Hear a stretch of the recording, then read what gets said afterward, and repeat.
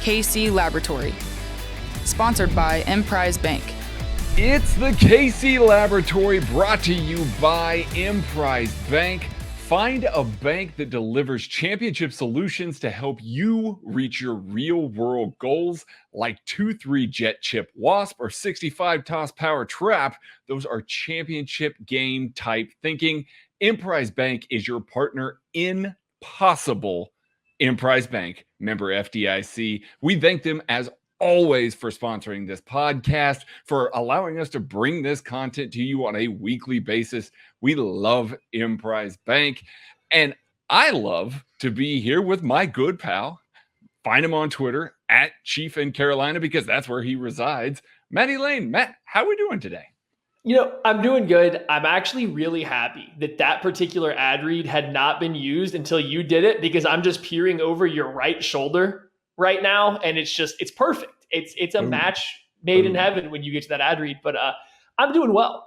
I'm doing good. I'm ready to talk about the Chiefs, roster. I think that's what we've been doing on these second shows in the week, is kind of diving in to the roster, diving into kind of the certain position groups. But first, I have a really, really important question for everybody. If you're watching this on video, you see that Craig's pictures are drawn from the defensive side. Like, that's all you need to know about this man. He has offensive plays, and he had got them made from the defensive side, as if he was a defender drawing up this play in the classroom.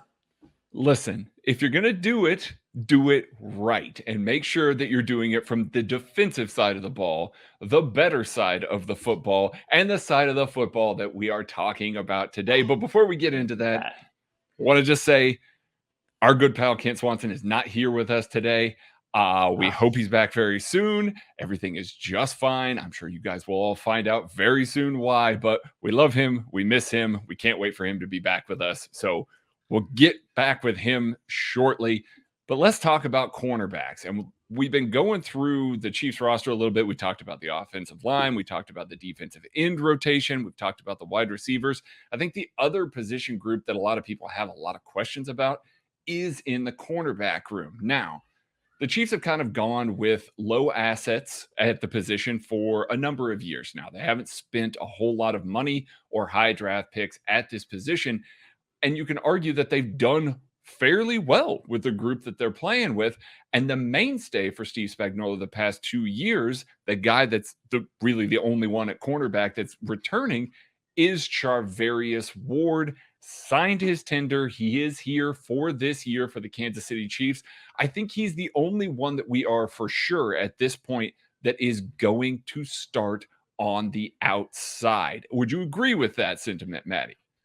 Yeah, I think you have to be, given the way the offseason's played out. There's been no one brought in to be direct competition to Charvarius Ward on the outside. There might be some in-house options that can push him, but as of now, like Craig said, the past 2 seasons, Charvarius Ward has been manning one of the outside cornerback spots.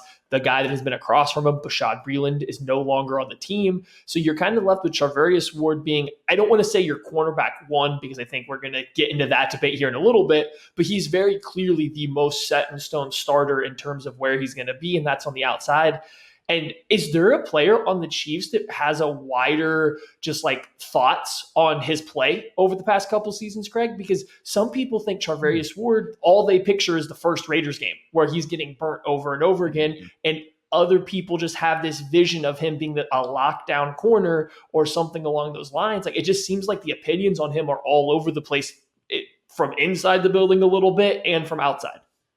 Yeah, that's definitely the case. I think you have a lot of people that remember the good and maybe don't remember the bad, and vice versa. You're going to have fans like that in every single sport. That's not just Chiefs fans. I do think that he's pretty much right down the middle. And, we've kind of talked about him in his 2-year tenure here, that we felt that maybe if the Chiefs could find a guy to replace him, that they could upgrade and make the defense better. But he really has played fine on the outside. I mean, the Chiefs have not suffered. They're about middle of the pack in pass DVOA. 2 years ago, they were actually much higher than that. So metrics that are that take into account the types of passing offenses that you're playing and the time in the games that things are happening. They've done well with Charvarius Ward on the field, and he's held his own pretty well over there. He's a good tackler. He's a very physical cornerback. He's a very long cornerback. I think we all wish that he had a little bit better ball skills. I think that would make him, kind of take that next step into that upper echelon of cornerbacks there. But he is able to be a fine, number one or number two cornerback in a Steve Spagnuolo scheme that's going to protect him over the top and allow him to play physical. And when we say protect over the top, we don't mean like he can't run down the field or anything like that. That's not at all what we mean. But that's not what I'm saying here. I'm saying it allows him to press underneath without the fear of if the guy beats him, if he misses on his press. It's not the most damning thing in the world that he did that. It gives them the freedom to play physical underneath. And I think that's where Charvarius Ward really thrives as a cornerback, is being physical and getting his hands on guys. That's definitely where he's at his best. I don't think you don't want him trying to mirror receivers all across the field, just in terms of just like man coverage. You're not trying to have him mirror the route stem, use his change of direction ability to keep up with guys. You'd rather have him getting his hands on them, playing specifically in the vertical third of the field. Where I have a really tough time, though, is I think Steve Spagnuolo has had to go kind of out of his way to protect both cornerbacks, Charvarius Ward and Bashaud Breeland, over the top, despite playing this kind of match zone defense that is really only asking them to work in a vertical third. They're still having to get some help over the top plenty. Now, the Chiefs have played a lot of, two deep man coverage. So they'll have the cornerbacks are trying to play in trail technique. Safeties will be over the top. I just don't think that Spagnuolo wants to do that. I think his hand's kind of been forced because the cornerbacks, Breeland, Ward, have been so inconsistent on a week in, week out basis. You never know if you're getting the good Charvarius Ward that is a fringe CB1, if I'm being generous, but a quality CB2 type of player, low in C, or you don't know if you're getting the guy that probably should be coming off the bench. It seems like it's hit or miss each and every week. And I think that's the big issue the Chiefs run into. They don't have a consistent threat on the outside. Charvarius Ward hasn't been that. Bashaud Breeland wasn't that. He was a little bit closer maybe, but he wasn't that for the Chiefs. Like, what do we think that Charvarius Ward is finally ready to take that step and to become at least a consistent outside corner to where you can rely on him to cover lesser wide receiver ones, put wide receiver twos, he can shut them down? Do we think he's at that level yet, or is he still a guy that's going to need that extra help most weeks? That remains to be seen. Obviously, we'll see how Spagnuolo handles that on the outside with this defense this year. But from a financial standpoint, they obviously haven't bought in on Charvarius Ward yet. They're kind of obviously with the free agent tender, it just made sense for them to tender him. First of all, that's a very cheap tender for a starting cornerback. You're just not going to get that kind of play out of a start, for that kind of money almost anywhere.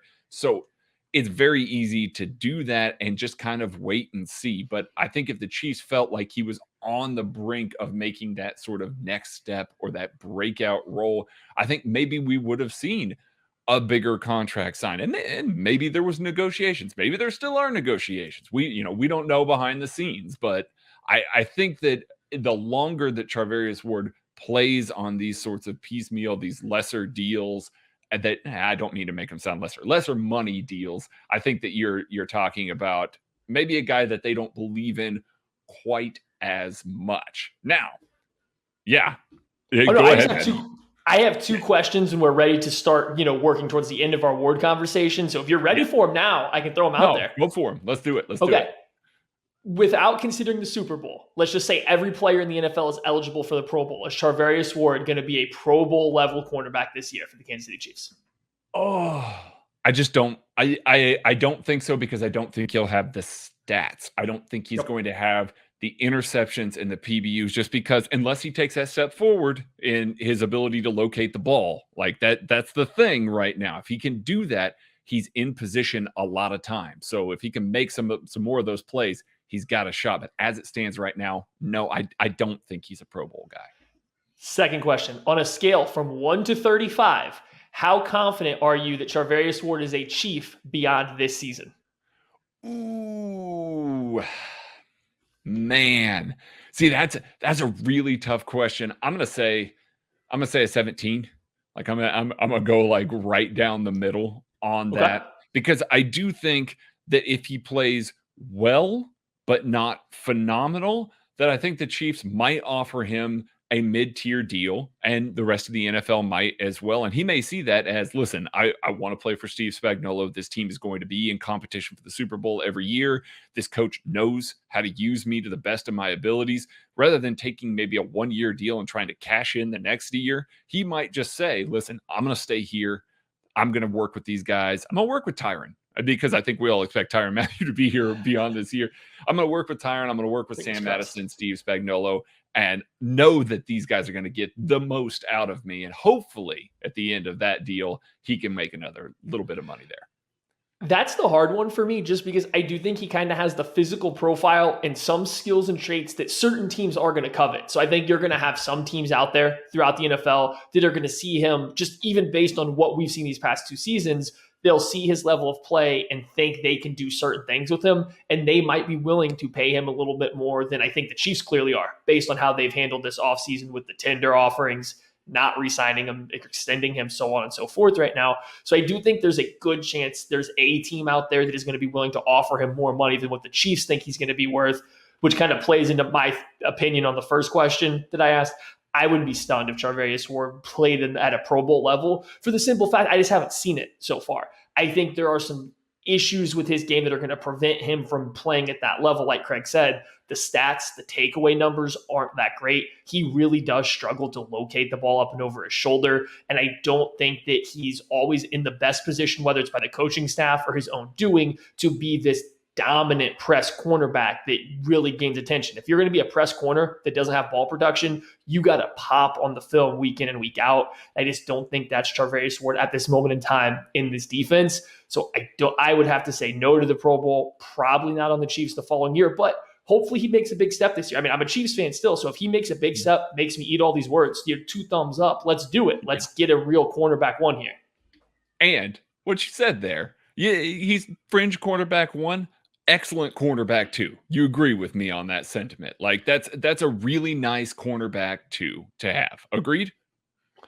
I would go more towards a average cornerback 2. Okay. I think that he gets a lot of help in our system. I think he gets a lot of help in the Chiefs system, but I think he's a very competent cornerback 2. And I think it gets weird when you start labeling stuff with numbers like this, because if you slapped him with Jalen Ramsey on the opposite side, you're good. You're completely fine because Jalen Ramsey's that good. Whereas if your cornerback 1 is Steven Nelson or a Joe Hayden type player, I think you're probably looking at it like, okay, maybe our cornerback room isn't super strong. So it depends on the guy across from him. But yeah, he's definitely a cornerback 2 as of right this moment. Yeah. Well, the reason that I bring that up is because the Chiefs might have a cornerback 1.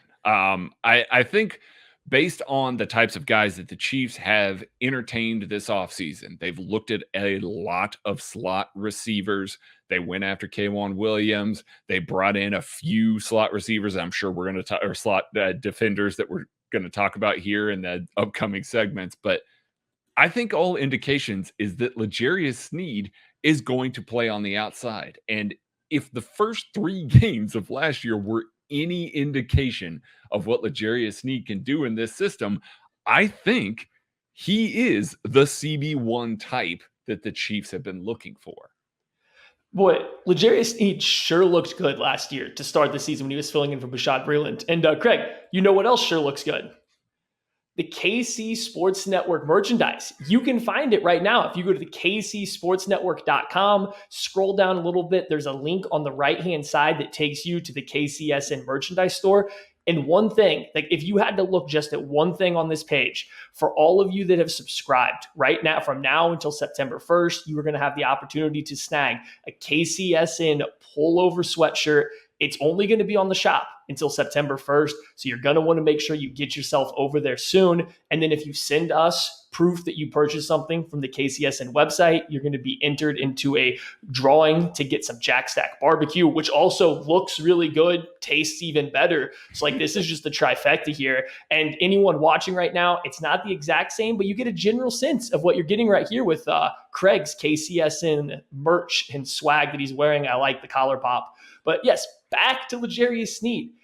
I'm with Craig. It looks like the Chiefs are looking a little bit more at slot cornerbacks. I think if you listen to Steve Spagnuolo throughout the offseason, I mean, you've listened to Steve Spagnuolo. Who do you think he sees as an outside corner besides L'Jarius Sneed on this roster? Charvarius Ward and probably Deandre Baker. Like, I think those are the two guys. Maybe Rashad Fenton, but I think that the leading candidates are Baker and Ward if I had to just single two guys out. Yeah, and it seems like just the way it's shaping up is Steve Spagnuolo knows that L'Jarius Sneed belongs on the football field as much as possible. The way you do that is you play him outside in base. You kick him to the inside if you have to in nickel packages, or he can stay on the outside. I don't think it matters. Spags has brought up both of those options. But when you look at just Sneed's general physical profile and where he was at his best in college, I do think outside corner makes the most sense. He's really lanky. He's a long strider for a slot corner. He was really good at it last year, but he just doesn't have the physical profile you usually see out of great slot corners. So I have no qualms with trying to kick him back outside and seeing if you can match the success that he had to start last season. Yeah, and when you talk about L'Jarius Sneed, you talk about ball skills. We just got done talking about Charvarius Ward's ball skills. L'Jarius Sneed has phenomenal ball skills, and what Steve Spagnuolo does with his coverage schemes is he likes to funnel the throws to lower percentage spots. He wants to clog the middle of the field. He wants to limit the amount of damage that can be done, especially in the intermediate and deep areas of the middle of the field. He'll give up underneath in the middle, and he's fine with that and have everybody rally to the ball. But on the outside the numbers, he wants to have to make the quarterback make a very difficult throw over the top of his long, physical cornerbacks with good athletic profiles. And he wants those guys to be able to locate the ball, go up and get it in flight. L'Jarius Sneed did that phenomenally at the NFL level. Right off the bat, week 1, he was able to do that kinds of stuff. So I think we get to see L'Jarius Sneed in that role being at his best because of the types of targets that he's going to get, because of what he's going to be allowed to do. And that'll also give Spagnuolo the option to roll safety help away from L'Jarius Sneed because we know that he can carry vertically. That's not the issue. He's going to be able to run with guys, everybody but a Tyreek Hill level speed receiver. He's going to be able to run with most wide receiver ones on the outside and challenge the quarterback to try and make a perfect throw over him. And he's probably going to contend at the catch point. So I think it just makes all the sense in the world to play him out there. I think last year, everybody hung on the fact that he was in the slot and he played really well in the slot. I think everybody remembers the impact that he made, sacks and everything like that. But what we needed to see was the best 3 cornerbacks on the field. And I think the best 3 cornerbacks on the field last year was him playing in the slot. I'm not so sure that's the case this year. So I would be more than happy to just leave him on the outside all year long. Well, and that's the big question is how do you get the best defensive backs on the field? And I'm not sold on it just having to be 3 corners. If it ends up being 3 safeties and you are forced to push Tyrann Mathieu or Juan Thornhill or somebody into the slot in that regard, so be it. I just want the best 5 defensive backs out there. L'Jarius Sneed is very clearly the second one out of the DB room that you're putting out there after Tyrann Mathieu. And just going back to how good he was in terms of attacking the ball, in his first 3 games as a rookie, actually, really, it was 2 games and like a third of the third game, he got his hands on 5 footballs that were thrown his way barely over 2 games. That's crazy. And especially when you look at Bashaud Breeland a little bit, Charvarius Ward especially, it's a complete 180 in terms of just ball skills and the ability to be a playmaker in the secondary. I think the Chiefs really do want that out of some of these corners. Sneed provides that. And yeah, if you push him out wide, you are going to get rid of some of the blitzing ability. You are going to get rid of some of his ability to play in the run fits and stuff like that. I get the concern. So maybe you have him play a little bit of both. But just looking at the Chiefs roster right now, I really do think that anytime Sneed's off the field, that's a big minus for the Chiefs defense as a whole. Yeah, it really is. And even if you feel confident that Deandre Baker is going to be able to play well on the outside, if you move L'Jarius Sneed to the inside, now all of a sudden you're talking about removing one of Juan Thornhill or Dan Sorensen. I know a lot of Chiefs fans are going to tell me, oh, just take Dan Sorensen off the field. Throughout 2 years of Steve Spagnuolo's tenure, they have not taken Dan Sorensen off the field, and they have purposefully played him all of those nickel snaps, or as many of them as possible. So he's a guy that's implicitly earned that trust. I know that it's the best 5 guys, but as it stands right now, I think Dan Sorensen is one of those best 5 guys. If that's the case, then you want L'Jarius Sneed on the field, put him on the boundary. That's where you want him. So let's talk a little bit about the slot cornerback position. And I think the guy that is new to Kansas City, coming to Kansas City, much like our good pals at Macadoodles would like to do, sponsor, Macadoodles, get a hold of them, bring them to Kansas City. You want them here, a great liquor store, a terrific customer service place. If you are a franchisee, get a hold of Roger, send him an email, info@macadoodles.com, and get a store to Kansas City, just like Brett Veach got Mike Hughes to Kansas City, the former first rounder, traded for him this offseason, gave up a late day 3 pick, one of these Brett Veach specials, finding this, first day guy that he really loves and a guy that he feels like can contribute. So taking that gamble on a guy that a team has fallen out of favor with, I think he projects best for the Chiefs in the slot. What do you think, Maddie? I think so. I think that's where you kind of, if you look at the profiles, and I've said this a lot, but if you just start to look at the physical makeup of what the Chiefs have brought in lately at cornerback, especially on the outside, Ward, Sneed, when you count him, even Rashad Fenton, Deandre Baker, I do think that Mike Hughes is a little bit different than those guys. He is a guy that looks like he profiles better to be in the slot. He's a little bit shorter. He's got quicker feet. He's a guy that you don't necessarily want trying to carry everything vertical. Similar to Kendall Fuller when the Chiefs brought him in, when you had him carrying stuff vertical, playing the football over his shoulder, you got into some big issues. Whereas when everything was in front of him, when he was just working, side to side, using his lateral quickness, his change of direction, that's where he's at his best. I don't think Mike Hughes is anywhere as good as Kendall Fuller is or was when he got to Kansas City, but that's the type of player that I think you're getting with him in terms of a cornerback. So I think if I'm putting it on paper right now, I think it's perfect to slide Mike Hughes into the slot. L'Jarius Sneed can stay outside with Charvarius Ward. I think those are your 3 best corners if I'm matching skill set to position. Yeah, I think I agree with that as well. Mike Hughes is a good blitzer. I think he's explosive. That's where you really see it kind of show up. It's not necessarily the long speed with Mike Hughes, but it is the explosion, and you want that from the slot. He's also a willing participant in the run game. And anybody who's watched a Steve Spagnuolo, defense for any amount of time knows that that slot defender has to be physical. He wants a guy that's going to scrap, that's going to blitz and be able to lay a hit. He wants a guy that's going to be able to plug an interior gap and come up with a stop against a running back. And you see that out of Mike Hughes. Now, when Mike Hughes was drafted, there was a bit of a dance about where he was going to end up. Was he going to be on the outside? Was he going to be in the slot? Nobody really put him in a concrete position and said, this is where you're going to play, learn this position. And it kind of shifted from year to year or even game to game in some situations, which is nice to have that versatility, but you didn't see him really progress as a cornerback in his time in the league. You see largely the same player that he was coming out of UCF, a player that is raw, needs a little help on his instincts. His man coverage is a little bit sloppy just because he's a little grabby. He doesn't always get exactly where the route is going based on other distributions.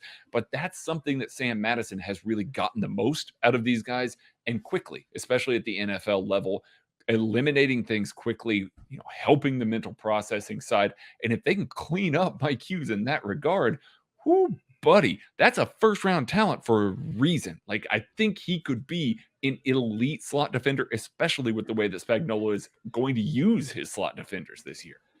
I think that's the big trick. I haven't gone back and watched every Mike Hughes kind of rep for the Minnesota Vikings, but I have seen they did move him around a little bit, and I just kind of pulled up his athletic profile here, and I mean, he's coming in below the 50th percentile in terms of height, weight, arm length, wingspan, 40-yard dash. Like, he does not have a profile that plays on the outside. I don't think the Chiefs are really going to try him at all on the outside. I think he's a guy that is going to be immediately slated in the slot. And when you start to look at his change of direction, his explosive testing, that's where he fits best. And so you start having these issues where Mike Hughes does get a little over aggressive. He does get grabby. he does look like he'll panic at times. You take him out of having to worry about covering the whole field, having to not worry about carrying guys vertically and playing the football over his shoulder. Now you can play faster mentally because you're just worried about a smaller section of the field. You're better in position to use your strengths. And I think that's where you might see Mike Hughes have a little bit of a rebound year with the Chiefs if he gets to play in the slot and get back to the way he was at UCF, where he was a ball hawking, playmaking player. And you put him in this defense that has found a way to maximize. I mean, Tyrann Mathieu had arguably his best year in the slot 2 years ago. L'Jarius Sneed had a phenomenal year in the slot. You even jump back, Kendall Fuller was playing pretty well in the slot. Then he had to jump out and kind of play a slot safety hybrid. But like they've got which he was also very good at. Absolutely. So they've done a really good job with that position. And you just look at how Hughes plays. I think he's starting to kind of match some of the things that these guys do really well. So I'm excited to see him get a chance in the slot if that does be the case. And I will say this, Mike Hughes looks pretty good funneling from the top down from some of these zone looks, especially when he was having to play some of those cover 3 looks where he was having to come downhill on top of routes. That bodes well for some of that slot drop cover too, that Tampa Buzz stuff. If you read in the KCSN Substack, which you should be subscribed, by the way, I did a massive article on that this week with videos and diagrams of how that works for Steve Spagnuolo. He fits in that role. Now, that being said, we've talked about those 3 cornerbacks. Let's talk about a few of the other guys that are kind of in the mix here. We mentioned him once already, so let's go ahead and dive in. Deandre Baker, a guy that the Chiefs picked up, kind of off the street last year, brought him in-house, kept him on the practice squad all year long, made some call-ups, but he really got to show off in week 17 until he broke his femur, an incident that I realized that these guys are superhuman athletes and supposedly it was a very clean break, but the fact that man is running and is probably going to be ready for the season is beyond me. But let's talk about what we saw out of Deandre Baker and how he projects a little bit on the outside, maybe backing up Charvarius Ward or L'Jarius Sneed out there. Baker's an interesting guy because I know a lot of people were huge fans of him coming out of Georgia. A lot of people thought he was a really good cornerback, and I don't think I was as high on him as a lot of other people. So a guy that I thought was a little undersized, but didn't have the movement ability like a Mike Hughes does to play in the slot. I thought he has to play on the boundary. He probably has to be in a favorable system that's a lot of zone coverage, will give him help in specific areas. But kind of guess where he landed? On a defense that is going to give him help in some areas, allow him to play a lot more zone coverage. So I think you did insert him into a team that's going to utilize him the best way they can. I do think that Deandre Baker, he played so few snaps to the Chiefs last year. Like, I don't even want to take much away from it. I want to say he looked promising enough to keep around. I do think that Chiefs still having him this year is good. Getting him through another offseason where they actually get to bring him into camp, work with him in person will be really big. I would be a little surprised to see him kick into the slot. So I think he's a guy that's mostly going to play on the outside.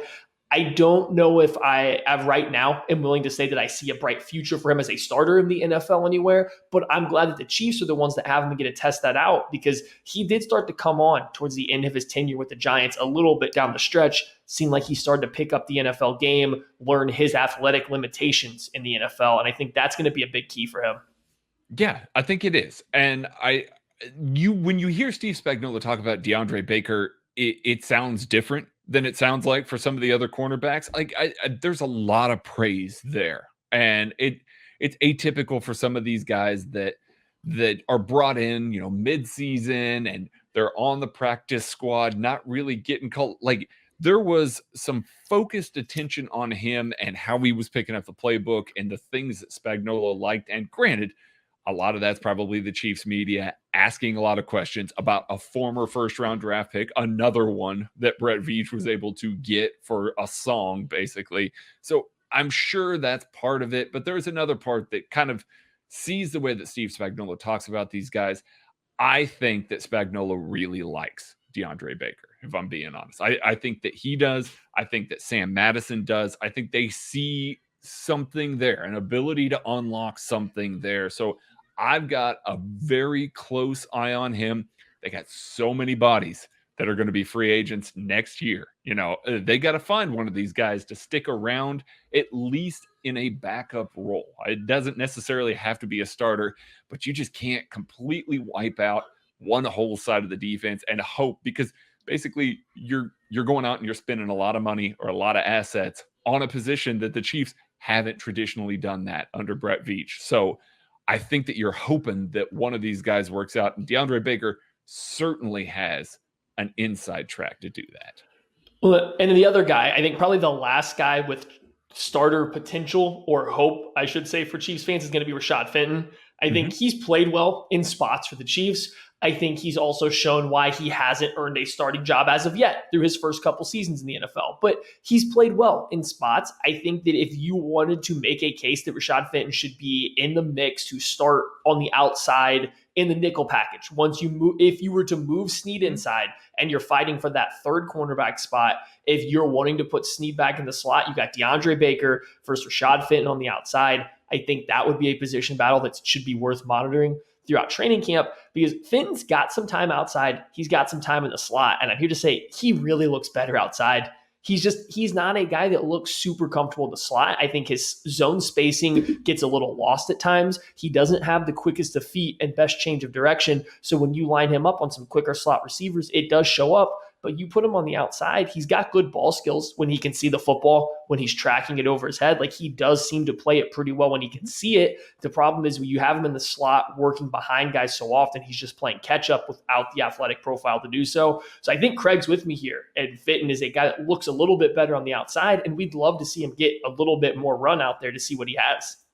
Absolutely. I'm not Mr. I'm sticking by my draft takes, no matter what or anything like that. But that was one of my draft takes. Like when the Chiefs signed Rashad Fenton drafted Rashad Fenton, I said, okay, well, he's a guy that projects well on the outside. I can see this maybe working. Maybe this will work. And then the Chiefs kept putting him on the inside. And I was like, why are we doing that? Why don't we play my man on the outside? Not that I'm second guessing the Chiefs. They obviously know infinitely more than I will ever know. But like, Rashad Fenton's profile and the things that I like to see him do are things that the Chiefs, really fit well with on the outside. You see often when the Chiefs are trying some of these more exotic blitzes or some of that Tampa buzz stuff where they're asking guys to rotate deep from the slot, Rashad Fenton does get beat vertically, trying to drop to those deep rolls or trying to carry those vertical routes.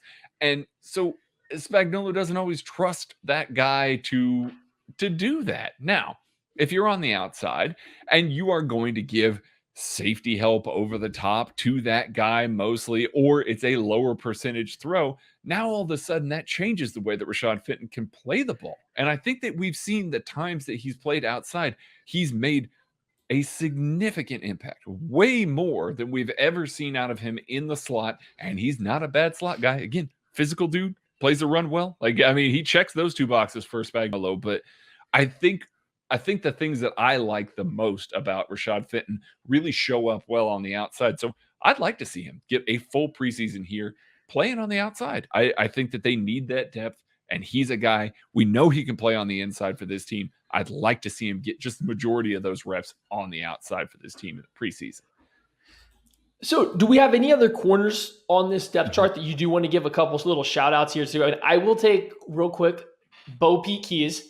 I would make a hard case that he should be in this starter competition if he would go by Thacarius. But since he won't, I really just need to see it. We just haven't seen enough at this point. He's a late day 3 draft pick, a lot of potential, but he just hasn't realized it yet. He hasn't got there. He's got a good physical profile as an outside corner. But right now, we're still waiting to see the flashes to think that he could become something in the NFL. So keep your eye on him during the little bit of preseason that you get during camp. I think that you might still be another year away for him, though. Is there anybody else out there that's really catching your attention, Craig? Yeah, I'll get to one in a second, but I do think Bo Pete Keys has those ball skills that Spagnuolo wants. I think that's why they traded back in. They really wanted his ball skills. But I also don't think that we've gotten to see anything from him because of the COVID offseason. I think we could be changing our tune about Bo Pete Keys midway through training camp just because he got a regular offseason this year. So I do think that there is hope for him. I want to talk just a little bit about DiCaprio Bootle. Just a little bit. I know that he is a fringe guy. I know he's a guy that is kind of a slot safety hybrid, but as it stands right now, you really only have Mike Hughes and obviously Tyrann Mathieu that can play in that kind of slot safety role. Rashad Fenton could, but I think that those two other guys are the ones. If Steve Spagnuolo really doesn't want to use Tyrann Mathieu in the slot, like if he wants to keep him free to move around a little bit more, I think it makes sense to retain another slot type on this roster. I don't think that they're necessarily going to keep just one if that's the case, because if for whatever reason Mike Hughes were to have gone down, or whoever it is that's in the slot were to have gone down, now all of a sudden it shakes up a lot of stuff. Yes, L'Jarius Sneed could move in on the inside, but like we just got done saying, I think he's better suited on the outside. So I would keep an eye on Bootle. I'd keep an eye on Devon Key, like a couple of guys that are undrafted free agents that may make the fringe of the roster based on special teams alone. We're going to get to Devon Key when we do safeties. Like, let's not jump ahead of ourselves. Because fine. If you wanted a really bold prediction as of right now on July 8th, it's put Devon Key on your Chiefs roster. That's where I'm at right now. So I think it's kind of bold, but put him on your roster. I'm going to say that now, but we'll talk more about that when we get to safety. Fun fact, Mike Hughes' number one comp on mock draft out of all defensive backs is DiCaprio Bootle. So there you go. There's a guy that, maybe could be a third string or emergency slot player that I think would be willing to play on special teams, has cornerback and safety experience. So I like those two guys, but I think it's time to get out of here on some questions, on the big hitting questions. Okay. First and foremost, what is the Chiefs' most prominent three cornerback set? So who are the three cornerbacks that get the most snaps when everyone is healthy, and where? Oh, that's okay. That's easy for me. It's Charvarius Ward, L'Jarius Sneed, and Tyrann Mathieu. Those are the three cornerbacks that play, because Tyrann Mathieu, I think, is going to get first crack at the slot just like he did last year. Okay, so you think when everyone's healthy that you think you're going to get Tyrann Mathieu in the slot over a Mike Hughes or Rashad Fenton? I just think that Spagnuolo is going to want Dan Sorensen and Juan Thornhill on the field more than wanting Mike Hughes on the field. Mike Hughes is still going to play dime, plenty of dime. I respect it. I think that's a very good and safe answer. I'm really holding out that Mike Hughes can take this job, though. No, there's no shade. I think that's probably the smart way to go about this. I'm just really I like Tyrann Mathieu I think when he came here, before Kendall Fuller got hurt, when Tyrann Mathieu first came here, his entire point was, I get to hunt the football. He said that 853 times during that offseason. I think putting him in the slot does take that ability away from him a little bit. And not that he complained about it or anything like that, but I do think you want him playing as your strong safety, so to speak. You want him being able to move around, be more of a chess piece. So I think the Chiefs would really like Mike Hughes or Rashad Fenton or somebody to step up and take that slot cornerback role. So I think by the end of the season, Mike Hughes takes the majority of the slot reps. I think Sneed's almost predominantly used on the outside. I think he stays outside most of the year. They have enough guys, I think, to fill in there. And like my final question, who's the first cornerback that the Chiefs have to try to slide to the practice squad? Ooh, I think it's going to be Bo Peep Keys, because I do think that they really, really, really like him. And I'm not sure if they're able to stash some of these other guys, especially if we get to see Deandre Baker, Rashad Fenton playing a little bit more. Rashad Fenton's on this team. I don't know why I even said that. He's going to play special teams and be a major special teamer. So he's never not going to be active. But I don't think that they can stash DeAndre Baker on the outside of this roster. I just don't think that there's a way to do that. And that's the tricky part. So Charvarius Ward, L'Jarius Sneed, DeAndre Baker, Rashad Fenton, I think we are considering, and Mike Hughes, I would have to assume, like that's five guys that we have as near locks to make the roster. Are the Chiefs really going to go with 6 corners and only 4 safeties as much as they use their safety room? Like, it's possible. So it's possible they could slide Bo Peep Keys, keep him on the roster again, but I would be with you. I think Bo Peep Keys is probably the first guy that has to go out of the cornerback room. Hopefully they can figure out something and keep him around, because I do think there is a high ceiling there, and I would really like him to, get there with the Chiefs and not the New Orleans Saints, who would probably snatch him up immediately. But I think I'd have to agree with you there on that one, Craig. Yeah. Well, that's going to do it for us today on the KC Laboratory. Again, brought to you by Emprise Bank, member FDIC. We thank them so much for bringing this to you. Stay tuned. We'll be back next Tuesday with a final season preview. We'll catch you later.